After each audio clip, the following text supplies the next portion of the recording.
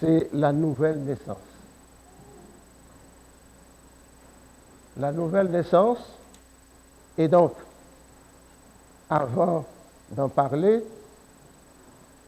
je vais vous demander de lire avec moi, tout le monde ensemble, la lecture de Paul, de l'apôtre Paul, aux 2 Corinthiens 5, le verset 11 à 21. 2 Corinthiens 5, le verset 11 à 21. Et j'ajouterai plus tard un autre passage que vous aurez aussi à lire avec moi. 2 Corinthiens chapitre 5, du verset 11 au verset 21. Allons-y. Connaissant donc la crainte du Seigneur, nous cherchons à convaincre les hommes. Dieu nous connaît, et j'espère que dans vos consciences, vous nous connaissez aussi. Nous ne nous recommandons pas de nouveau nous-mêmes auprès de vous, mais nous vous donnons occasion de vous glorifier à notre sujet, que vous puissiez répondre à ceux qui tirent gloire de ce qui est dans les apparences et non dans le cœur. En effet, si je suis hors de sens, c'est pour Dieu. Si je suis de bon sens, c'est pour vous. Car l'amour de Christ nous presse, parce que nous estimons que si un seul est mort pour tous, tous donc sont morts. Et qu'il est mort pour tous, afin que ceux qui vivent ne vivent plus pour eux-mêmes, mais pour celui qui est mort et ressuscité pour eux. Ainsi, dès maintenant, nous ne connaissons personne selon la chair, et si nous avons connu Christ selon la chair, maintenant nous ne le connaissons plus de cette manière. Si quelqu'un est en Christ, il est une nouvelle créature. Les choses anciennes sont passées, voici, toutes choses sont devenues nouvelles. Et tout cela vient de Dieu, qui nous a réconciliés avec lui par Christ et qui nous a donné le ministère de la réconciliation. Car Dieu était en Christ, réconciliant le monde avec lui-même, en n'imputant point aux hommes leurs offenses, et il a mis en nous la parole de la réconciliation. Nous faisons donc les fonctions d'ambassadeurs pour Christ, comme si Dieu exhortait par nous. Nous vous supplions au nom de Christ, soyez réconciliés avec Dieu. Celui qui n'a point connu le péché, il l'a fait devenir péché pour nous, afin que nous devenions en lui justice de Dieu. La sainte parole du Seigneur. Amen.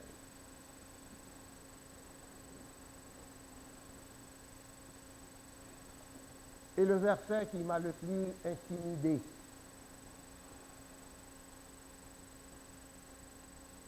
auquel je pense souvent,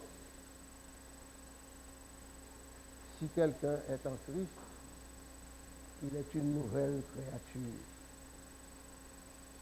Toutes choses sont devenues nouvelles. Les choses anciennes sont passées. Voici, toutes choses sont devenues nouvelles. Frères et sœurs, c'est un verset qui est particulièrement lourd de conséquences. Ce n'est pas aussi simple qu'on le croit. À le lire, ce verset, il paraît tout à fait simple, ordinaire. Mais allez donc voir. Vous constaterez que si quelqu'un est en Christ, c'est une nouvelle créature, ce n'est pas une mince affaire.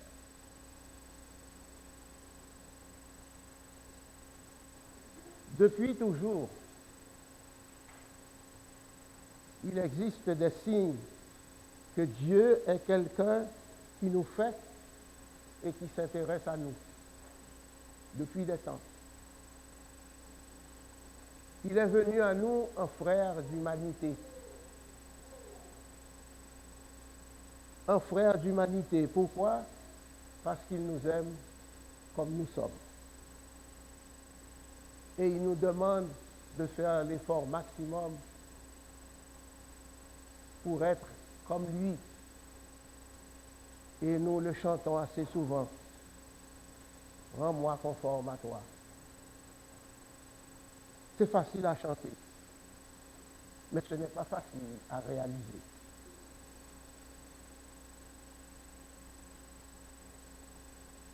Il nous demande donc non seulement à être comme lui,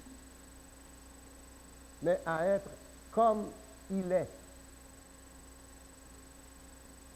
À être comme il est. Puisque Jésus-Christ, par-delà la mort, il vit de la vie qui nous attend. Si quelqu'un est en Christ, il est une nouvelle créature. Par-delà la mort, Jésus-Christ, qui est vivant, eh bien, il vit de la vie qui nous attend. Si quelqu'un est en Christ, le regard de Jésus est toujours sur nous, chrétiens que nous sommes. C'est-à-dire que on est capable d'entendre la voix de Christ qui nous dit toujours « Crois en moi et tu seras sauvé ». C'est encore une phrase très simple. Mais allez donc voir, croire en moi et tu seras sauvé. Croire en moi, ce n'est pas maintenant, aujourd'hui, c'est tout le temps, tous les jours. Et cette phrase que je retiens toujours, chaque jour, dans ma prière, j'ai constaté que crois en moi et tu seras sauvé, c'est toute la sublimité même de la foi. Nous ne connaissons pas la vie, et nous ne connaissons pas la mort non plus. Mais nous connaissons la vie, la mort, que par Jésus-Christ. Par nous-mêmes ou par ceux qui sont apparentés à nous, il est impossible de connaître la mort. Nous ne connaissons pas la mort, ni la vie, parce que la vie ne dépend pas de nous. Notre vie n'est pas entre nos mains. Et la mort, ce véritable inconnu, car nul ne sait quand est-ce que ça va arriver et comment ça va arriver. Nous devons comprendre. Je me souviens quand je faisais les humanités, mes études secondaires, je me rappelle, et j'ai vérifié pour ne pas me tromper, que Blaise Pascal, au XVIIe siècle, avait sorti cet énoncé. Soyons donc toujours prêts à répondre si on nous demande de justifier l'espérance qui est en nous. Toujours avec douceur et respect. Et j'ai revu cette parole-là dans 1 Pierre, au chapitre 3, les versets 15 et 16. Nous ne connaissons la vie, la mort que par Jésus-Christ. Or, Jésus-Christ, nous savons ce que c'est ni que notre vie, ni que notre mort, ni que Dieu, ni que nous-mêmes. Il n'y a personne ici qui serait capable de me dire que son père, ou sa mère, ou son fils, ou un parent proche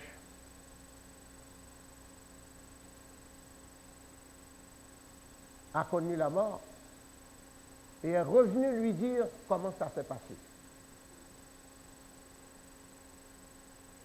J'ai nourri cet espoir-là pendant longtemps. Et j'ai revu dans des rêves mes parents qui étaient frais et moulus. Après leur mort, ben, je me suis dit, parce que j'en ai rêvé, j'imagine, ils sont revenus me voir. J'étais content de les revoir. Ils étaient frais, vraiment frais. Mon père, encore plus jeune que moi, dans mes rêves. Il était content, ma mère aussi. Ils ne m'ont rien dit. Je m'attendais à ce que maman me dise dans sa visite impromptue, inespérée, qu'elle allait me dire: mon fils, je t'aime beaucoup. Mon fils, va et continue d'adorer mon Dieu. Ils n'ont pas sorti un traître mot. Ils sont restés assis quelques secondes, m'ont vu, contents, heureux, et ils sont partis. Et jusqu'à présent, je n'ai pas eu la chance de trouver quelqu'un de proche, un bon ami, décédé, qui pourrait venir me dire: dépêche-toi pour mourir parce que c'est tellement bon de l'autre côté.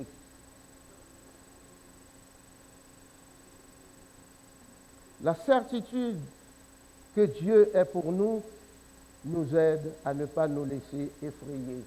Effrayés par les puissances terrestres. Vous savez, les puissances terrestres sont en activité matin et soir, jour et nuit. Nous ne les voyons pas, mais ces puissances terrestres, ce sont des personnes, ce sont des gouvernements, ou bien des forces naturelles. Comme on le sait aussi, on l'a lu aussi dans Proverbe 3, les versets 25 et 26. Notre monde traverse un moment particulièrement difficile. Des gens meurent sans savoir pourquoi. Des gens meurent inattendument. Souvent, dans les nouvelles, vous entendez tous comme moi qu'une dame était en train de traverser le carrefour, il s'est fait happer par une voiture et c'est la mort. Dieu prend soin de ceux qui lui appartiennent, frères et sœurs. Craindre Dieu, ça doit être l'essentiel dans notre vie, parce que cette crainte-là nous apporte du courage hors du commun.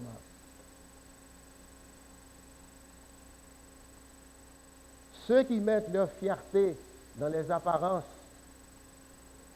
nous avons tous constaté ça, des gens qui mettent leur fierté dans les apparences, que ce soit au travail, que ce soit à l'école, que ce soit dans l'église, que ce soit dans leur propre famille. Ils mettent leur fierté dans les apparences. Alors là, ce sont des citoyens qui sont tout à fait préoccupés par des ambitions. C'est terrible, les ambitions. On est pris d'ambition, puis on ne le sait même pas, on ne le comprend même pas, parce que ça devient une coutume, une façon naturelle pour cette personne qui est totalement imbibée d'ambition.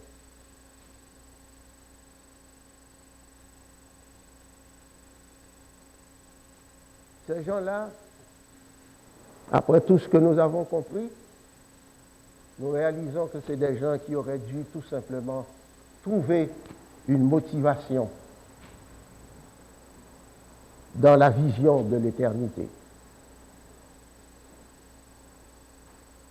L'apôtre Paul et ses congénères ont passé leur vie à viser, à honorer Dieu. Nous le savons parce qu'il a écrit tant de choses dans l'Évangile. Nous les lisons malheureusement.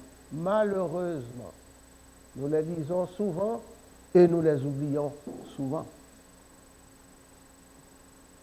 Non seulement animés par la crainte de Dieu, mais aussi par l'amour de Christ.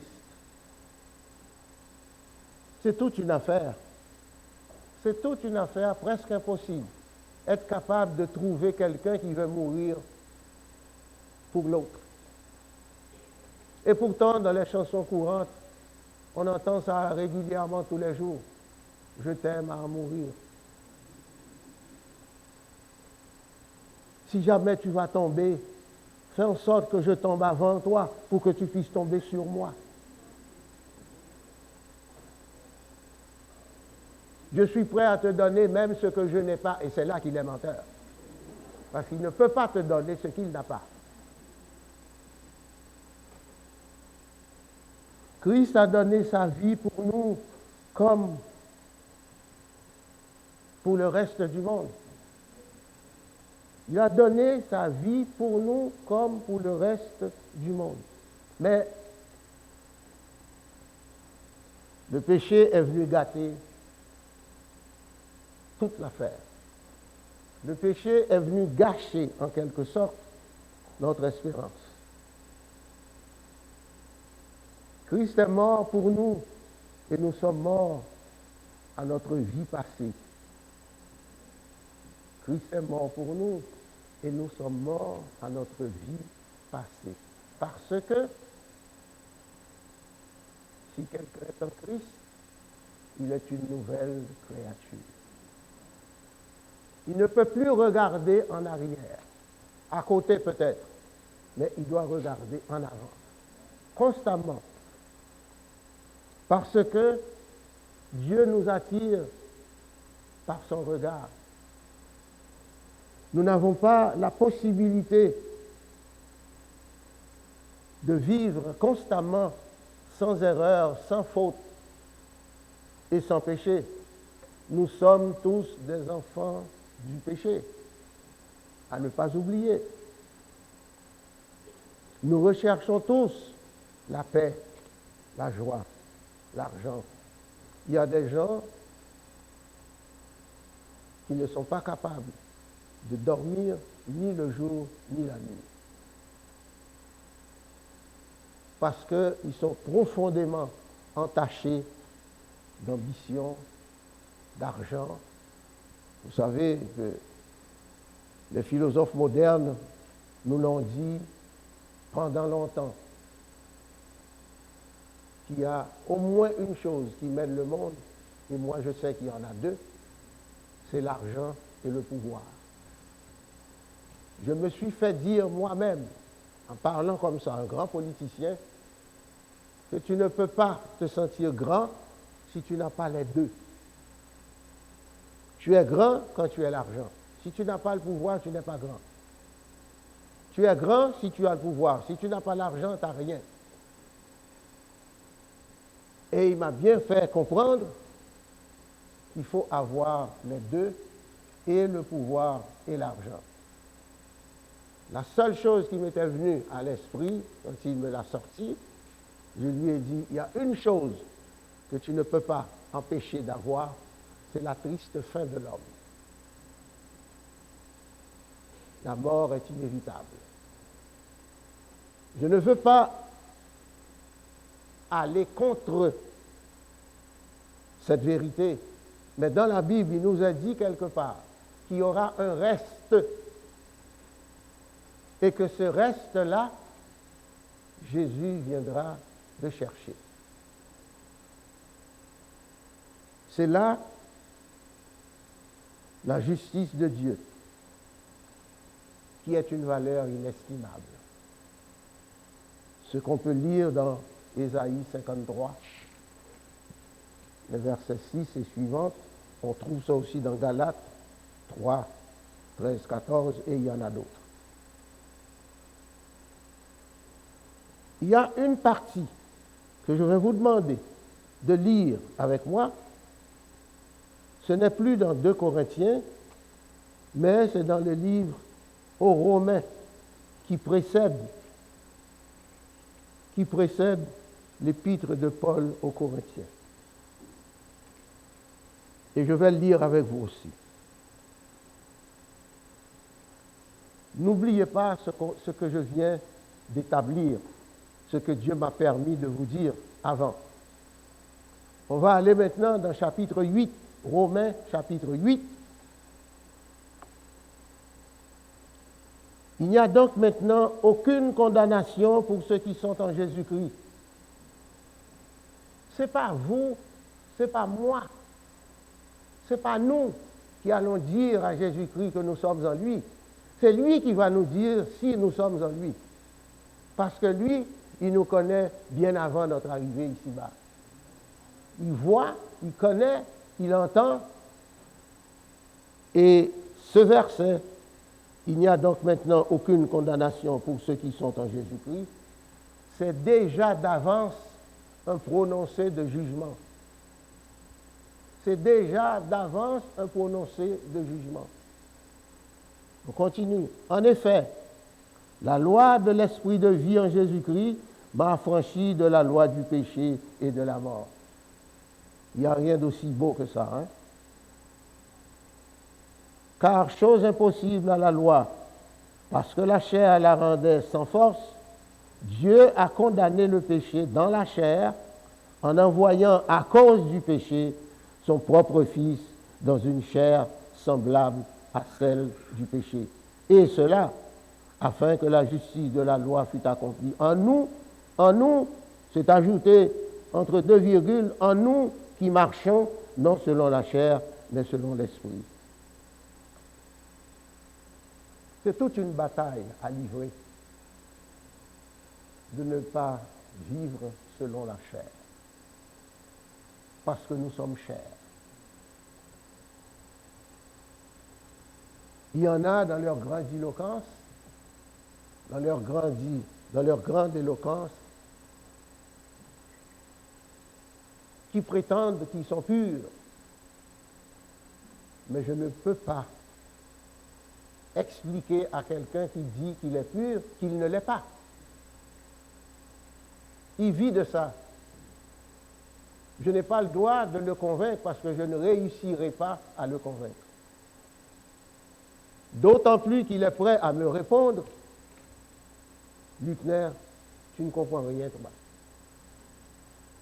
Oui, c'est vrai que je ne comprends rien. Dieu m'a donné de la joie, du bien-être, la nourriture pour manger. Grâce à Dieu, je ne marche pas nu, je suis habillé. Et je me dis que la nourriture et le vêtement me suffisent pour pouvoir vivre comme il faut.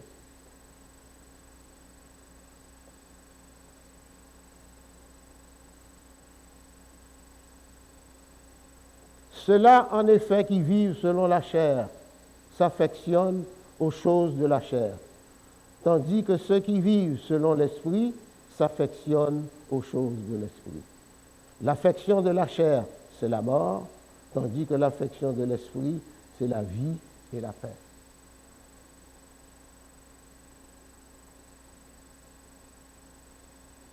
Celui qui ne croit pas est déjà jugé.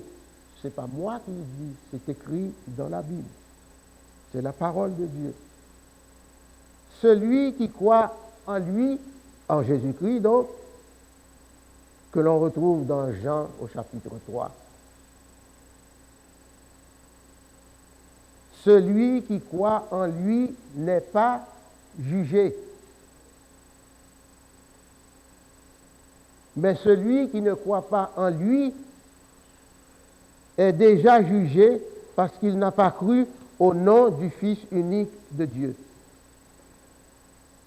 Le jugement, l'énoncé du jugement, c'est quoi? La lumière est venue dans le monde et les hommes ont préféré les ténèbres à la lumière. Parce que leur manière d'agir était mauvaise. En effet, toute personne qui fait le mal, et nous avons une différence. Le non-chrétien, il vit normalement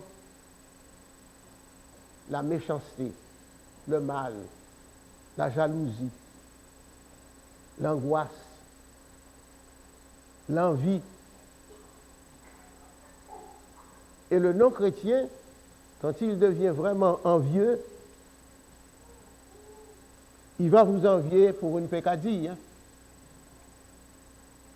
Quelque chose de tout à fait insignifiant.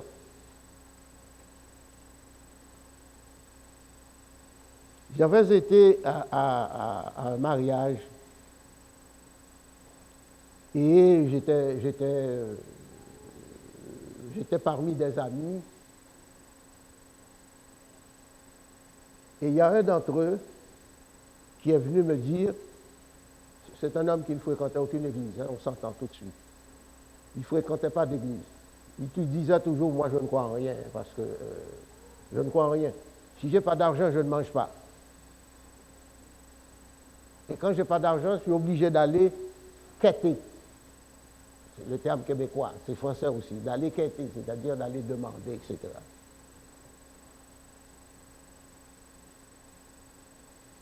Et finalement, il m'a dit quelque chose de désastreux.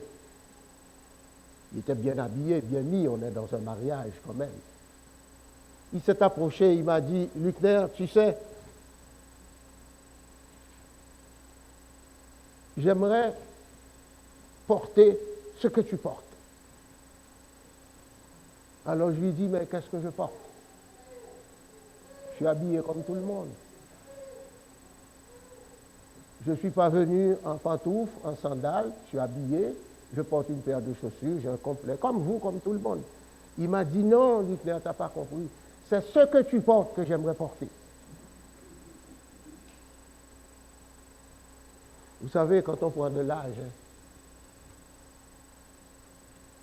on se rend compte qu'on a vécu pas mal de choses dans notre vie, qu'on en a vu et qu'on est en train encore de continuer à voir des choses impossibles.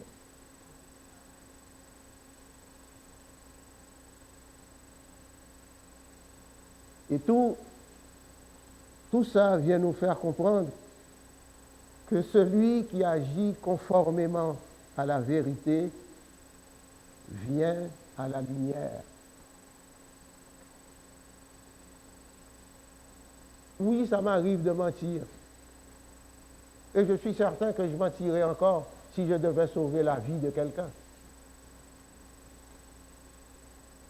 Si je constate qu'on court après quelqu'un, l'arme au poing,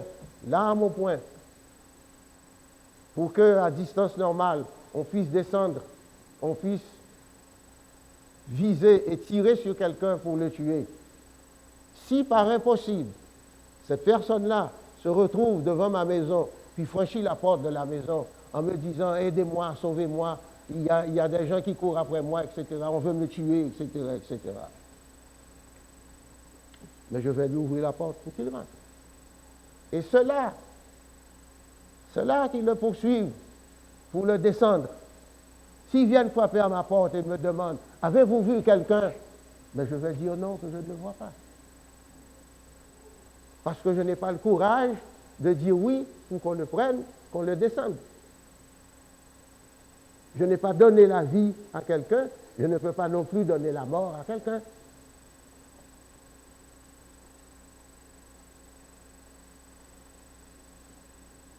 Seul Dieu peut sauver quelqu'un de l'unique réalité. Vous savez, j'ai vu dans ma ville natale, au Cap-Haïtien, en Haïti, deux choses que je ne suis pas capable d'oublier. La première, j'oublie son nom, c'est une dame qui était morte, enterrée,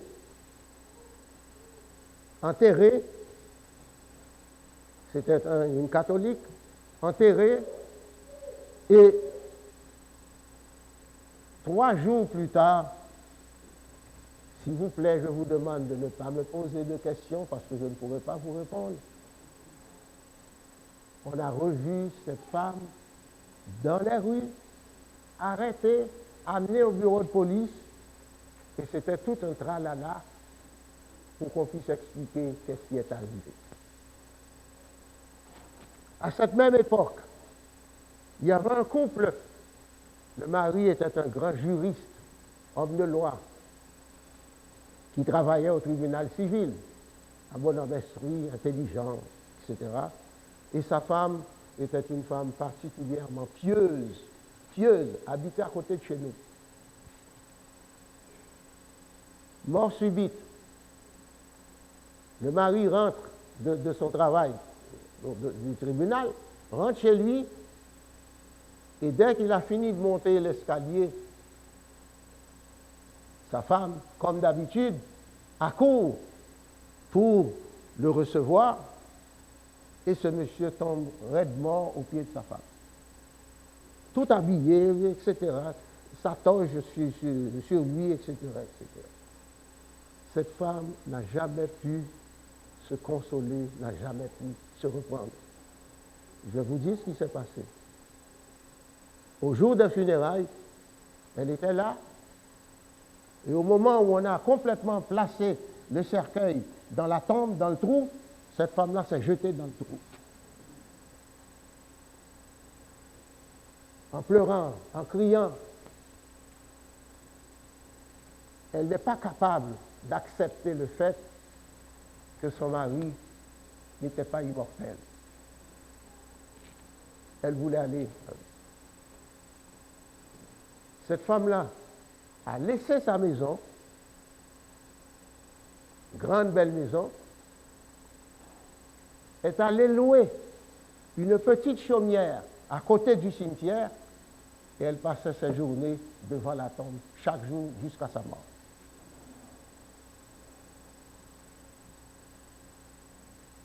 Fait vécu. Ce n'est pas quelqu'un qui me raconte. Fait vécu. Parce qu'on avait une amitié aussi avec eux.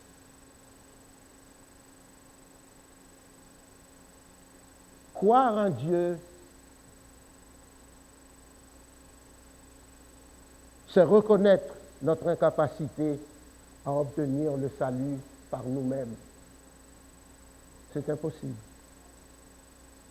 On ne peut pas se satisfaire soi-même, spirituellement. Et même si on arrive à le faire matériellement, c'est un leurre.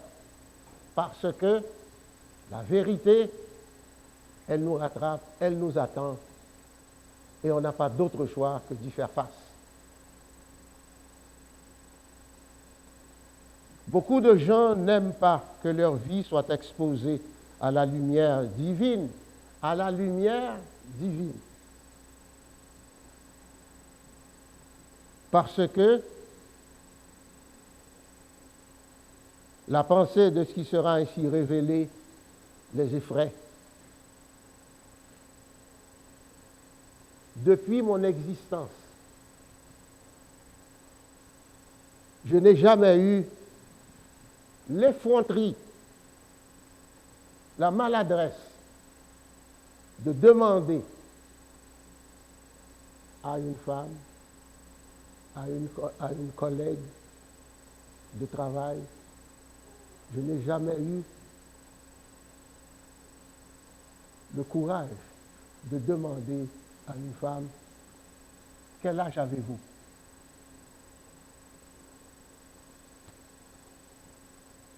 Ma sœur, mes sœurs, mon épouse, mes amis, que je connais depuis plus de 50 ans, je ne sais pas qu'est-ce qu'il y a en dessous de cette question. On considère que demander à une dame son âge, c'est de l'impertinence. Vous n'avez pas été éduqué, vous êtes mal élevé. On ne demande pas ça à une dame. Et pourtant, il n'y a pas d'hésitation qu'une dame nous demande, mais quel âge as-tu toi? En retour, tu n'es pas en mesure, malgré tout, de lui demander, mais quel âge as-tu?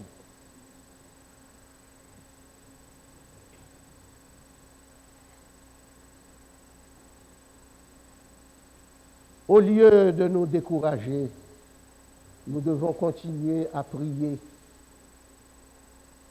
pour permettre aux non-chrétiens de découvrir un jour qu'il vaut mieux, infiniment mieux, de vivre dans la lumière que dans les ténèbres. Nous nous rappelons, on l'a lu plusieurs fois, ça a été entendu plusieurs fois. Et comme Moïse a élevé le serpent dans le désert, il faut de même que le Fils de l'homme soit élevé, afin que quiconque croit en lui ne périsse pas, mais qu'il est la vie éternelle.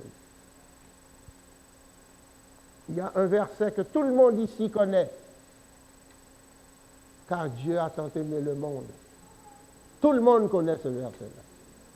Qu'il a donné son Fils unique, afin que quiconque croit en lui ne périsse point, mais qu'il ait la vie éternelle. C'est ça, la nouvelle naissance. Être capable de comprendre que, à un moment de la vie, le matériel s'est envolé, c'est fini. Et qu'à un moment donné de notre vie, c'est le spirituel qui compte. Quand est-ce qu'on sait qu'on approche ce moment-là? Quand on constate qu'on n'a plus besoin de se fatiguer pour des choses qui nous sont inutiles.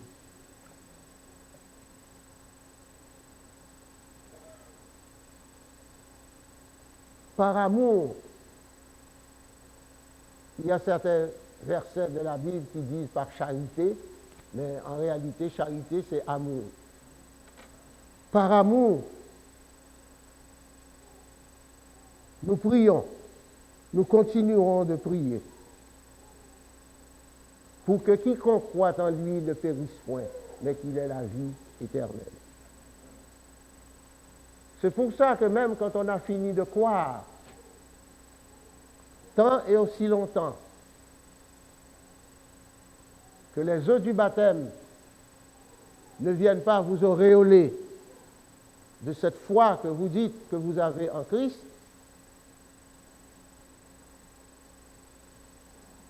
la bataille n'est pas vraiment gagnée pour autant. Et même quand tout cela arrive, le mal, le malin nous poursuit constamment. Le malin, frères et sœurs, nous poursuit tous constamment. Le jour, le soir, la nuit, même dans tes rêves, dans ton sommeil. À travers certains cauchemars. Vous voyez une personne qui dort puis qui s'élève tout d'un coup comme un lion enragé. Et quand vous lui demandez, mais qu'est-ce qui est arrivé?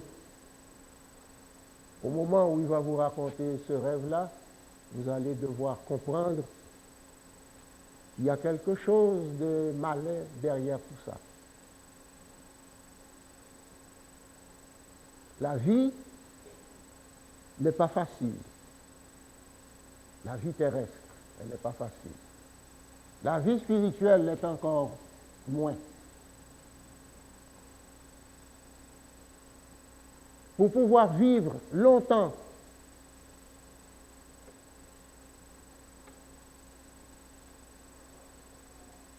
avec une compagne, une épouse, sa fille, son garçon, sa famille. L'expérience nous l'a prouvé. Ce n'est pas aussi simple que ça. Il y a beaucoup et beaucoup de chrétienté qui doivent rentrer en ligne de compte. Quand on veut partager sa vie avec quelqu'un que nous connaissons, puis avec quelqu'un que nous aimons du fond du cœur. Et là encore, comme chrétiens, nous devons comprendre que les défaillances existent pareillement. C'est seulement par la grâce de Dieu que Jean chapitre 3, le verset 16, que vous venez de répéter avec moi, que tout l'évangile se résume rien que dans ce verset-là. L'évangile de Christ se résume dans ce verset-là. Si quelqu'un est en Christ, il est une nouvelle créature, c'est vrai. Il n'y a donc maintenant aucune condamnation pour ceux qui sont en Jésus-Christ, c'est vrai. Mais l'amour de Dieu pour nous, l'amour de Dieu, ce n'est pas de l'immobilisme, ce n'est pas de l'immobilisme et ce n'est pas non plus de l'égocentrisme. L'amour de Dieu, c'est un amour qui est ouvert sur l'extérieur, c'est-à-dire sur le monde entier. Et c'est un amour qui est attirant. Avez-vous remarqué que notre Église est petite? Elle n'est pas nombreuse, elle l'a déjà été. Et pourtant, je n'arrive pas à m'expliquer quelle est cette attirance qui nous retient quand même. On aime notre Église, on aime venir à l'Église, on est bien dans l'Église. On se sacrifie pour l'Église.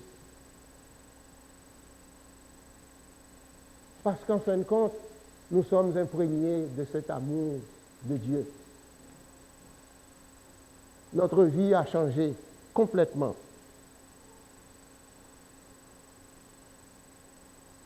Notre vie a changé parce que Jésus a pris sur lui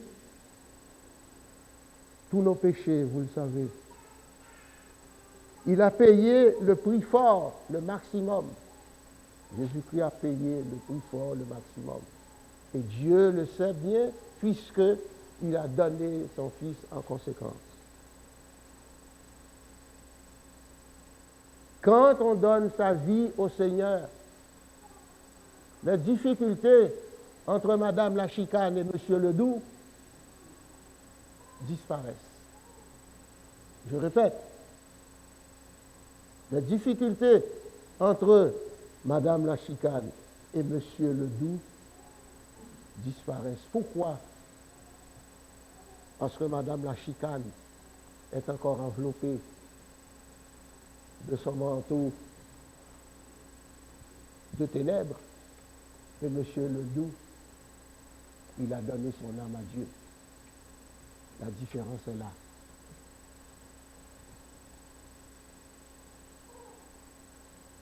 Si vous faites face à une épreuve difficile, c'est mon cas aussi, tout comme c'est le vôtre. Il n'y a rien de parfait sur cette terre. Il n'y en a pas. Que vous soyez riche, que vous soyez puissant, il n'y a pas de vie parfaite ici-bas. Pourquoi? Parce que nous faisons face tous les jours à des épreuves difficiles et il nous arrive souvent d'oublier de louer Dieu dans la circonstance. Parce que Dieu, dans sa sagesse, Dieu dans son amour, Dieu dans sa souveraineté, il est capable de contrôler tout ce qui nous arrive, frères et sœurs. Tout ce qui nous arrive, que ce soit quelque chose d'agréable ou de douloureux, il est capable de transformer notre caractère. C'est pour ça qu'on donne sa vie à Dieu. Parce que par Jésus-Christ, il est capable de transformer vraiment notre vie pour nous amener à la ressemblance même de son Fils. Nous devons nous glorifier de nos épreuves parce qu'il n'y a pas de meilleure façon de célébrer la création de Dieu. Il faut laisser que Dieu, quand on dit né, on est une nouvelle créature, ça veut dire qu'on est recréé, nouvelle, on est recréé. On n'est plus la même personne qu'on était avant. On change. Vous ne vous débattiez plus avec ce qui est passager. Parce que les choses passagères, vous le savez, les choses passagères sont mortelles, les choses spirituelles sont immortelles.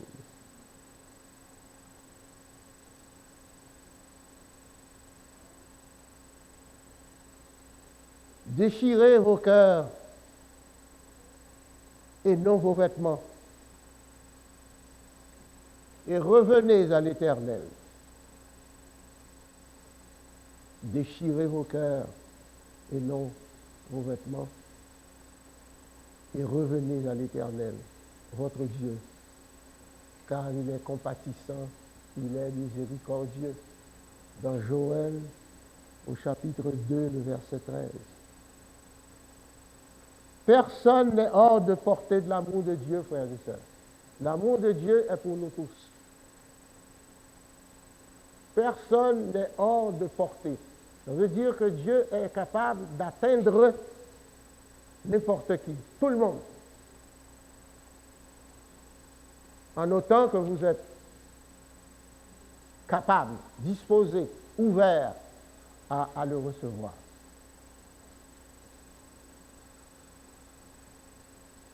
Il est dit dans le psaume 84 au verset 13, le psaume 84 au verset 13, Éternel des armées, heureux l'homme qui se confie en toi. Sentez et voyez combien l'Éternel est grand et bon. Le psaume 34, verset 9. Et laissez-moi vous dire une chose, frères et sœurs, la sécurité, ce n'est pas l'absence de danger. Hein. La sécurité, c'est la présence de Dieu. Vous pouvez être accompagné de gardes du corps. Vous pouvez voyager dans votre hélicoptère personnel. Vous pouvez vous élever dans votre avion personnel. Vous pouvez habiter une maison qui est loin du peuple, loin de la ville. Et malgré tout, vous n'avez pas de sécurité si Dieu n'est pas avec vous.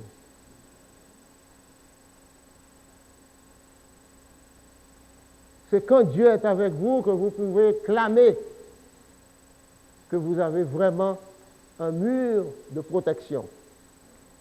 On a lu ça dans Zacharie.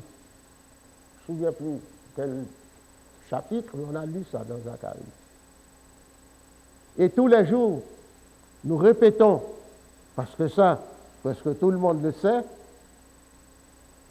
oui, le bonheur et la grâce m'accompagneront tous les jours de ma vie, et j'habiterai dans la maison de l'Éternel jusqu'à la fin de mes jours. Le psaume 23, verset 6. Frères et sœurs, que Dieu nous garde, que Dieu nous bénisse, et qu'on puisse dire à Dieu, aidez-nous à ne pas oublier sa présence permanente dans notre vie chrétienne, que nous voulons pure et saine. Que Dieu nous bénisse.